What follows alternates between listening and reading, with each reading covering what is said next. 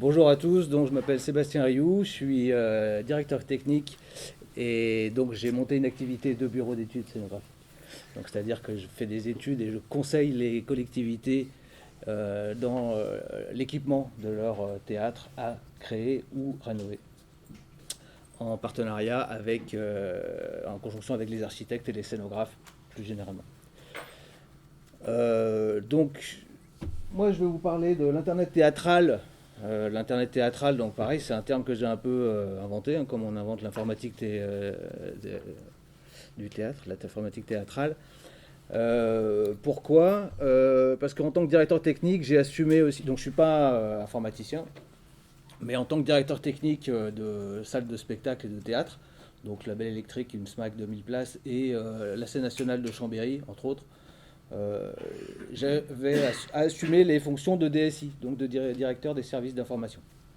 Donc gérer l'infrastructure informatique des équipements qui sont souvent dans les créations de lieux complètement oubliés. Enfin, vraiment, c'est quelque chose qui... c'est-à-dire qu'on tire des câbles, on ne pense pas vraiment aux actifs qu'on met au bout des câbles, et puis voilà, de toute façon, ça sert juste pour l'imprimante et les téléphones, et encore les téléphones, des fois on n'y pense pas. Donc voilà, c'est pas quelque chose qui est très mis en avant. Moi, j'ai tout de suite vu l'intérêt que ça avait, donc je m'y suis vraiment intéressé et plongé corps et âme. C'est devenu un peu mon dada et j'ai essayé de développer, de l'adapter au mieux pour les usages du théâtre. Et au fur et à mesure, ces dernières années, je me suis dit que ça devrait aller plus loin. On a les moyens pour que ça aille plus loin. Ça devrait aller plus loin. Donc, juste pour je suis pas sociologue non plus, hein, je vais faire juste une petite histoire de théâtre en 2 minutes. Qu'est-ce que c'est le théâtre? Si on parle d'informatique du théâtre. Donc voilà, il y a 3000 ans, c'était le théâtre antique. Hein. C'était voilà, un amphithéâtre en pierre. Des gens parlent sans costume à des gens qui sont là. On estime à plusieurs milliers l'affluence. La scénographie, ça se résumait sans doute à ça. On n'a pas trop de traces, à part le mur d'orange qui nous reste. Il y avait un fond de décor en pierre, mais on ne sait pas trop ce qui se passait. 500 ans plus tard, au 1500, c'est le théâtre à l'italienne. Je passe le théâtre élisabétain parce que c'est un peu particulier. Donc le théâtre à l'italienne, on arrive à une scénographie de perspective, un théâtre des puissants, un théâtre des riches, mais qui se développe énormément et qui pose toutes les bases de la scénographie moderne. J'entends moderne, ce qui existe encore maintenant en termes de machinerie, des principes d'éclairage, même si à l'époque c'était que de la flamme. Mais voilà, 1800, c'est l'âge d'or du théâtre populaire. Donc là, c'est le cabaret, le grand théâtre, à Paris, à Londres, à New York. Tout le monde va au théâtre. Tout le monde est au théâtre. En même temps, les lumières restent allumées. Ça joue tout le temps, tous les soirs. On ne peut pas imaginer une ville sans théâtre. Les scénographies restent les mêmes. Hein. Des feuilles de décor, les effets d'apparition, disparition, machinerie. Milieu du XXe siècle, la concurrence des médias télévisuels commence à se faire sentir. Le théâtre, c'est plus le premier endroit populaire. Donc il subit un fort appui politique. Malraux, la décentralisation, on va pousser le théâtre. Jean Villard, on va redonner le théâtre au peuple. Ça marche pas vraiment. Ça marche parce qu'il y a beaucoup de gros théâtres qui se font, mais voilà, 20 ans plus tard, les directeurs des théâtres et cherchent toujours à faire comment refaire venir les gens qui n'y viennent plus, qui n'y sont jamais allés. Voilà, c'est toujours la préoccupation principale des directeurs d'établissement. 2030, peut-être c'est le temps de faire une mue numérique et vraiment essayer de reconnecter un peu le théâtre avec le présent.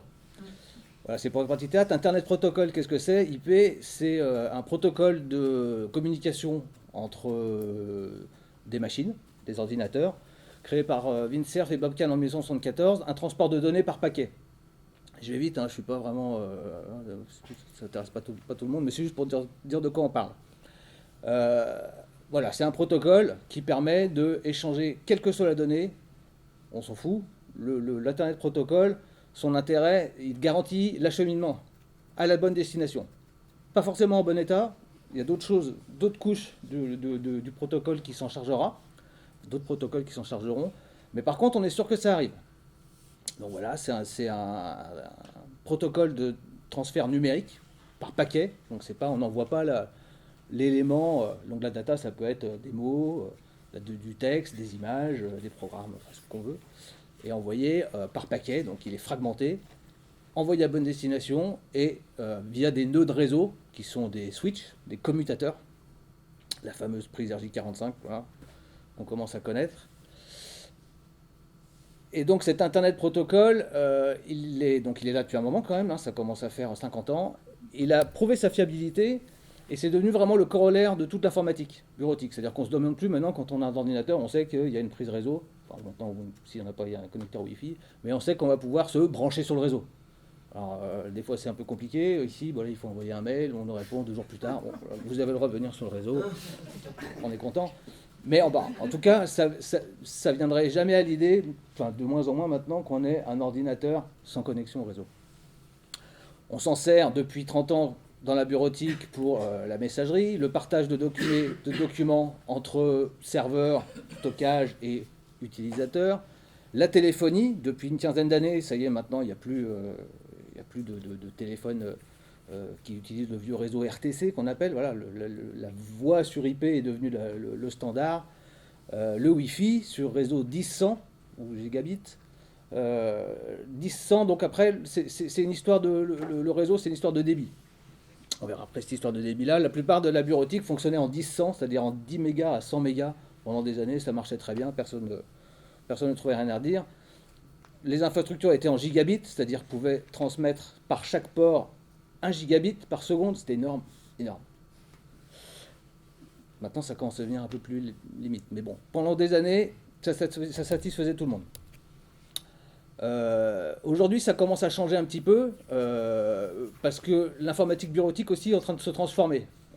Je ne sais pas comment ça se peut commencer dans l'université, mais dans beaucoup d'entreprises, pas encore dans les théâtres, hein, on utilise maintenant des GED ou des ECM, donc gestion électronique de documents, Enterprise Content Management, qui permettent d'oublier l'arborescence historique des dossiers, documents. Si vous ne connaissez pas le chemin, vous n'avez aucune chance de trouver le document, par une organisation caractérisée des fichiers. Vous créez un fichier, quel qu'il soit, un texte, une image, et vous rentrez des métadonnées dedans, photos de vacances, Biarritz 2017.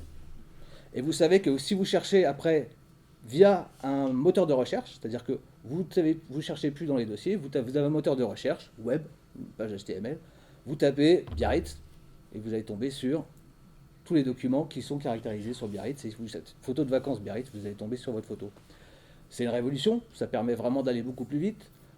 Ça permet aussi de créer ce qu'on appelle des workflows, c'est-à-dire qu'un fichier qui peut être rempli par plusieurs personnes n'est pas seulement partagé, c'est-à-dire que ce n'est pas juste un dossier, un fichier qui n'est pas copié sur 10 ordinateurs pour que chacun vérifie qu'il a bien fait. Non, là, tout le monde travaille vraiment sur un seul dossier. On peut lui dire que ce fichier va passer par telle personne, tel utilisateur, jusqu'à ce qu'il arrive à sa destination finale. On peut faire beaucoup de choses avec la GED et le CM, ou le CM, voilà, c'est une vraie révolution dans le traitement des documents d'entreprise. Dans le théâtre, on va y arriver en 2045. L'IP, le protocole IP aussi, s'est installé en technique. Le passage au numérique a été très compliqué, que ce soit pour la lumière ou pour le son. La vidéo, on en parle encore séparément. Pendant 25 ans, personne n'a pu savoir quel était le protocole, le standard qui allait s'installer. Quel câble on allait utiliser? Est-ce que c'est du BNC? Est-ce que ça va être de la fibre optique? Est-ce que c'est de l'Ethernet? Voilà. Ça s'est bagarré pendant des années. Ça y est, on commence à avoir... Tout le monde se met d'accord. Les infrastructures ont évolué. On sait qu'on va pouvoir utiliser le réseau IP maintenant pour la technique. Ça devient... donc c'est une révolution, parce que ça veut dire qu'on peut avoir un seul réseau pour tous les médias scénographiques. Le son, le contrôle de la lumière, pas tous pour l'instant, l'intercom, c'est-à-dire le fait de pouvoir se parler de poste à poste en utilisant le protocole de voix sur IP comme le téléphone. Le contrôle des diffuseurs LED, des gros murs LED, c'est-à-dire on peut maintenant envoyer une image sur des murs de 10 mètres par 10 mètres en utilisant un réseau gigabit. en contrôlant, en n'envoyant pas une image réelle, mais en contrôlant, en envoyant le contrôle, des informations de contrôle à ces appareils. Ça commence à être accepté, c'est-à-dire que maintenant on commence, je l'ai fait dans les 2 derniers établissements où j'ai travaillé, c'est-à-dire installer un seul réseau pour tous les techniciens. C'est révolutionnaire. On ne pouvait même pas imaginer en parler il y a 20 ans. C'est-à-dire dire que la lumière et le son allaient travailler sur le même câble. On est encore obligé d'utiliser des leurres, c'est-à-dire on cache le switch où ils sont tous, on leur met 2 prises différentes, on dit là c'est toi, là c'est toi. Ils sont contents, ils sont séparés, en fait ils sont exactement sur le même câble. C'est pas grave, on y est. C'est génial. La vidéo, on y arrive. Pour l'instant, parce que la vidéo, c'est très très lourd. Maintenant, tout le monde regarde du 4K ou du 8K. J'ai des copains, ils ont des télé 8K chez eux. On regarde des images avec une définition incroyable. Ça prend beaucoup de place dans le tuyau, ça. Pour l'instant, voilà. Une image en SDI 4K, en 30, c'est peut-être 12 gigabits, je sais pas si quelque chose comme ça, voilà. Donc, avec le réseau, on est toujours avec nos réseaux, nous, gigabits, c'est-à-dire, on croit encore qu'on a du 10, mais 100 mégabits au bout, donc 1 gigabit, c'est parfait, ça marche plus. Heureusement, maintenant, le gros avantage de la technologie IP, Internet, c'est que c'est la seule technologie dont le coût descend. C'est-à-dire que plus ça va, plus le débit est bon marché. C'est-à-dire qu'un autre protocole propriétaire, c'est-à-dire que quand on doit avoir plus de bandes passantes ou quand on doit avoir plus d'appareils, on va être obligé de développer une autre technologie. Avec le protocole IP, c'est le même, c'est juste la bande passante qui va changer. Plus il y a une demande de débit, de bande passante, plus il y a de ports, plus les coûts descendent. Donc maintenant, on peut installer un réseau 10 gigabits, qui avant coûtait quand même plus cher, dans un théâtre, c'est-à-dire que dans chaque port, chaque câble Internet, Ethernet, vous pourrez passer jusqu'à 10 gigabits d'information. Ça commence à être pas mal. 10 gigabits, on commence à faire passer vraiment des choses intéressantes. Donc c'est-à-dire qu'on va pouvoir mettre la vidéo aussi en réseau, sur le même réseau. C'est-à-dire qu'on aura sur le même réseau le son, la lumière, l'interphonie et la vidéo. Et même la machinerie. On pourra. Le problème avec la machinerie, parce que le cintre informatisé, François en parlait tout à l'heure, évidemment c'est un enjeu capital, c'est un enjeu déjà de sécurité et de médecine du travail. C'est-à-dire que dans des pays, par exemple en Hollande, on ne peut plus faire un théâtre avec un cintre. Donc les cintres, c'est tout ce qui est la machinerie de descente et de montée des décors sur des perches. Ici, il y a encore énormément de théâtres où c'est un système contrebalancé qui date le théâtre à l'italienne, 1500. C'est la même. C'est-à-dire, on met des poids, on ajuste le poids, le contrepoids en fonction du décor qu'on accroche, et pour que une force humaine suffise à faire bouger des poids de 250 kg, 1 tonne, pas de problème, on sait faire. Le problème, c'est que les contrepoids, il faut les charger sur les perches. Enfin, sur les équipes, on appelle ça des équipes. La médecine du travail, je ne veux plus en entendre parler, parce qu'il y a des troubles musculo-squelettiques, des maladies de travail qui sont terribles. En Hollande, c'est interdit. C'est interdit, ça va être interdit en France pour d'ici 10 ans. C'est-à-dire qu'on sera obligé d'avoir des cintres électriques. Et nous, au théâtre électrique, si c'est juste un bouton monter-descendre, ça suffit pas, ça marche pas. Pour faire un vol, pour faire des mouvements beaux, parce qu'on fait des choses belles, on essaye, il faut quelque chose de plus fin. Donc c'est piloté par l'informatique, par l'ordinateur, et c'est encore un réseau aussi, c'est des réseaux, c'est un protocole Ethernet qu'ils utilisent. Ça dépend des fabricants, je les connais pas mal. Eux, ils vont dire non, c'est pas de l'Ethernet, rien à voir, c'est beaucoup plus sûr. En fait, non, c'est une base TCP/IP aussi, pareil. La seule chose, c'est qu'ils veulent le séparer des autres, parce que aussi, c'est vrai qu'il y a des transports de charge, des problèmes de sécurité qu'ils ont du mal, et que la réglementation a du mal à partager. Mais ça va arriver. Je suis pas inquiet. Les particuliers sont en avance un peu sur nos métiers. Parce que nous, au théâtre, là où on a du mal déjà, nous, à partager donc nos câbles, chez nous, tout le monde est sur une messagerie instantanée, tout le monde a des smartphones. Les connexions Internet dans les domiciles, ça va maintenant jusqu'à 100 mégabits par seconde. Donc c'est ce que je dis WAN. Hein, LAN et WAN aussi, j'ai pas expliqué ce que c'était. LAN, Local Area Network. WAN, World Area Network. LAN, c'est dans le bâtiment, et WAN, c'est l'interaction avec l'extérieur, Internet. Donc voilà, les gens à la maison, ils ont des connexions jusqu'à 100 mégabits. Nous, dans les théâtres, généralement, on a des connexions à 20 mégabits qu'on se partage à 40. On ne fait pas les mêmes choses. Donc, de plus en plus, les gens qui viennent au théâtre ne comprennent pas pourquoi, ou certains artistes, ouais, 5 minutes. Oh, mais j'ai perdu 10 minutes pour me brancher. Oui, mais ça fait. Ils comprennent pas pourquoi ils ont pas ces choses-là. Donc je vais passer sur mes extraits. J'avais une super vidéo de live coding, c'est normal. C'était bien. On voit des nouvelles formes de présence théâtrale. Ce que j'appelle la présence théâtrale, c'est que comment les gens veulent communiquer au public. Les personnels de relations publiques cherchent des moyens de toucher les gens. L'interactivité, les gens veulent de plus en plus une interactivité. On cherche comment faire. On va pas faire monter les gens sur le plateau non plus. Il y a des compagnies de théâtre, une compagnie que j'adore qui s'appelle l'Amicale de production qui fait des choses exceptionnelles là-dessus déjà avec des moyens vraiment dérisoires. Bref, pour moi, qu'est-ce que c'est la solution? Une des solutions, une piste, c'est de créer vraiment un internet théâtral, c'est-à-dire un réseau physique, donc un réseau dimensionné pour les usages du théâtre, c'est-à-dire un réseau avec des ports 10 gigabits, avec ce qu'on appelle des trunks 400 gigabits, c'est-à-dire des liaisons entre les différents nœuds à très très haut débit. Wi-Fi aussi à très très haut débit qui peut faire du minimum d'un gigabit symétrique. Et là-dessus, tout le monde se branche. C'est-à-dire tout le monde se branche. Où je me branche, tu te branches sur le réseau, que tu sois la com, l'administration, un technicien, un artiste, tu te branches. On te donne un login, un mot de passe. On en a beaucoup. C'est hyper pénible à se souvenir, mais bientôt on aura des applications pour gérer les mots de passe, vous inquiétez pas, ça va arriver. Et on accède à un portail, une page web, donc, qui permet d'accéder à toutes les données du théâtre. Les données de communication, mais les données techniques, les plans, les vidéos, les médias du spectacle, tout ce qu'on peut, le son, le micro, l'enceinte du théâtre. Tout est accessible.